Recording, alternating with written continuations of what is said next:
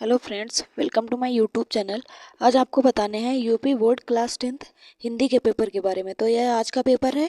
आज 16 फरवरी आज 10th class के बच्चों का हिंदी का पेपर था। तो उसके बारे में आज हम डिस्कस करेंगे कि किस तरीके से पेपर आया था। इस बार जो है एग्ज़ाम का पैटर्न चेंज हुआ है। पहले 3 खंडों में पेपर आता था, इस बार 2 खंडों में आया है। तो इसमें 2 खंडों के बारे में किस तरीके से आया मैं आपको पूरी तरीके से बताऊंगी। तो यहाँ पे ये पेपर जो है यूपी बोर्ड का, ये कितने देरी का होता है, कितने समय का होता है? 3 घंटे 15 मिनट का। प्रारंभ में 15 मिनट जो होते हैं वो पेपर पढ़ने के लिए दिए जाते हैं। 3 घंटे 15 मिनट का पेपर होता है, जिसमें से 15 मिनट जो होते हैं पेपर पढ़ने के लिए दिए जाते हैं। हम निर्देश के बारे में देख लेते हैं कि निर्देश में क्या बताया गया है। सब पहले में क्या बताया कि सभी प्रश्न हल करना अनिवार्य है। दूसरे नंबर में क्या बताया गया है कि खंड में इस प्रश्न पत्र में 2 खंड दिए गए हैं। पहले कितने होते थे? 3, और अब कितने होते हैं? 2। कौन सा खंड? पहला खंड आ और दूसरा बा। अभी दूसरे पहले में क्या बताया कि पहले खंड में 20 बहुविकल्पीय प्रश्न है। जो पहला खंड होगा उसमें बहुविकल्पीय प्रश्नों की संख्या कितनी है? 20। और जिनका उत्तर किस पे देना है? OMR सीट पे। OMR सीट आपकी कॉपी, जो उत्तर माला कॉपी होगी उसमें दी जाएगी। OMR सीट उसमें जो सही आंसर होगा उसी पे ABCD दिए होंगे ऑप्शन, उसी में से एक को टिक कर देना है। अब अगले में क्या दे रखा है कि खंड आ के प्रत्येक प्रश्न को निर्देश में केवल उत्तर देकर केवल OMR सीट में ही भरना है। जैसे OMR सीट आपको दी जाएगी, उसमें 20 क्वेश्चन है, उसमें से जो भी राइट आंसर होगा उस पर उसी पे भरना है। ये नहीं आप थ्योरी सेक्शन वाली कॉपी पर भी उसके अलग से क्वेश्चन आंसर उत्तर लिख रहे हो, तो वो इससे दिक्कत हो जाएगी और टाइम की भी कमी हो जाएगी आपके पास में। अगले निर्देश में क्या बताया गया है कि प्रश्न के अंक उसके सम्मुख अंकित हैं।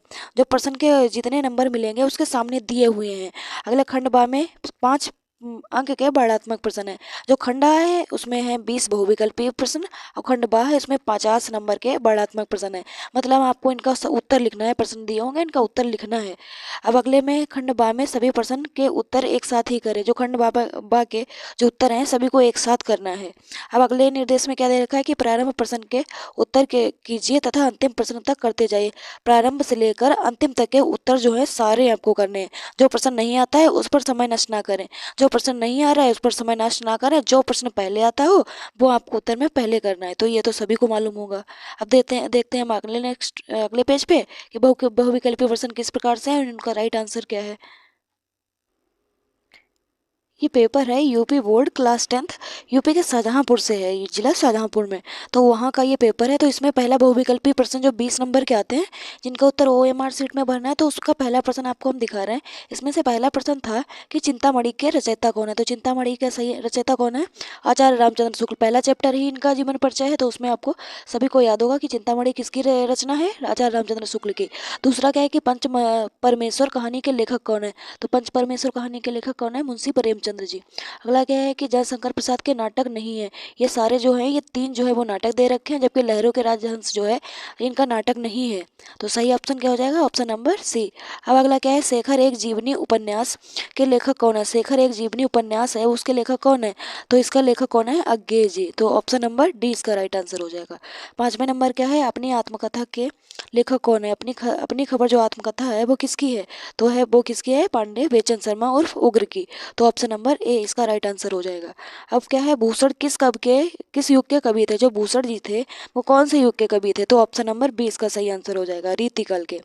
क्वेश्चन नंबर 7 में क्या दे रखा है? ललित ललाम रचना है। जो ललाम रचना है वो किसकी है? मतीराम जी की। तो ऑप्शन नंबर ए इसका राइट आंसर हो जाएगा। अब अगले क्वेश्चन को हम देखते हैं। यशोधरा की रचना है। यशोधरा जो रचना है वो किसकी है? तो option number D Maithili Sharan Gupt की। क्वेश्चन नंबर 9 में क्या दे रखा है कि आंगन के पार द्वार रचना किसकी है? जो आंगन के पार द्वार रचना है वो किसकी है? अज्ञे जी की। Option number B. दीपशिखा काव्य संग्रह रचना है, तो दीपशिखा काव्य संग्रह रचना है वो किसकी है? महादेवी वर्मा जी की। अब अगला क्या है? करोड़ रस का स्थायी भाव क्या है? करोड़ रस सभी को मालूम होगा कि इसका स्थायी भाव क्या होता है? शोक। क्वेश्चन नंबर 12 क्या है? चरण कमल बंधो हरिराई। उपयुक्त पंक्ति में अलंकार है। तो इसमें जो चरण कमल बंधो हरिराई है, इसमें कौन सा अलंकार है? तो ऑप्शन नंबर सी रूपक अलंकार। यह एक सममात्रिक छंद है। क्वेश्चन नंबर 13 में देख रहे हैं कि यह एक सममात्रिक छंद है। इसमें 4 चरण होते हैं। प्रत्येक चरण में 24 मात्राएं होती हैं। 11 और 13 मात्राओं पर यति लगी होती है। तो इसका ये जो 11 और 13 मात्राओं पर यति किस पे लगी होती है? तो दोहा अलंकार में। यह सभी को याद रखना है। अब हम अब हम क्वेश्चन नंबर 14 देखते हैं। इसमें क्या बताया गया कि पर्यावरण में प्रयुक्त उपसर्ग है। उपसर्ग क्या होते हैं? जो किसी शब्द के पहले प्रयुक्त होते हैं। जैसे परि प्लस आवरण, पर्यावरण दो शब्दों से मिलकर बना है, तो परि जो है वो पहले यूज होगा, तो परि क्या हो जाएगा? इसका उपसर्ग हो जाएगा। तो इसका ऑप्शन नंबर सी इसका राइट आंसर हो जाएगा। महानता शब्द में किस प्रत्यय का प्रयोग हुआ है?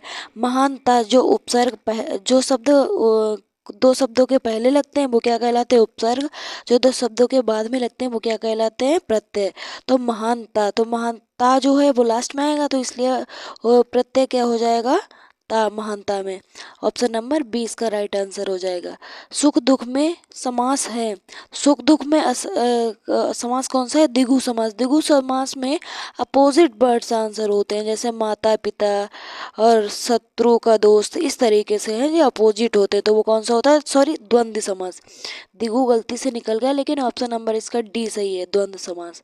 अब अगला क्या है कि निम्न में से अग्नि का पर्यायवाची नहीं है। तो इसमें सही आंसर क्या हो जाएगा? अनिल। ये अनल, पावक, ज्वाला, ये सब का है कि अग्नि के पर्यायवाची, जबकि अनिल जो है अग्नि का पर्यायवाची नहीं है। अब क्वेश्चन नंबर 18 को देखते हैं। इसका सही संधि विच्छेद है अभ्युदय। अभ्युदय का सही संधि विच्छेद क्या है? अभि प्लस उदय, ऑप्शन नंबर डी। अब देखते हैं क्वेश्चन नंबर 19 को। मधु शब्द का पंचमी विभक्ति रूप है। मधु शब्द जो है इसकी पंचमी विभक्ति क्या है? तो मधु, मधुना। इसको हम आपको एक चित्र की सहायता से दिखाते हैं। तो इसमें सारी विभक्तियों के बारे में बताया गया है कि कौन सी विभक्ति किस तरीके से है। आपको इस चित्र में देखने पर ये समझ में आ जाएगा। क्वेश्चन नंबर 20 क्या है? पटिस्था धातु रूप वचन एवं पुरुष।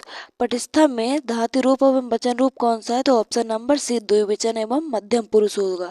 तो ये 20 क्वेश्चन जो होते हैं वो आपको OMR सीट में करने हैं। अब हम आपको बताते हैं OMR सीट के बारे में। जैसा कि आप चित्र में देख रहे हैं, इसमें 20 क्वेश्चन जो हैं वो इस तरीके से आपको OMR सीट मिलेगी। उसमें आपको रोल नंबर वगैरह भरना होगा और 20 क्वेश्चन का जवाब, जैसे क्वेश्चन नंबर 1 था, इसमें 4 विकल्प दिए गए हैं ABCD। जो सही विकल्प हो वही आपको इसमें गोला कर देना है। तो इस तरीके से OMR सीट में भरना होता है। अभी हमारे 20 क्वेश्चन कंप्लीट हो गए। आ खंड हमारा कंप्लीट हो गया 20 नंबरों का। अब देखते हैं बा खंड के ऊपर।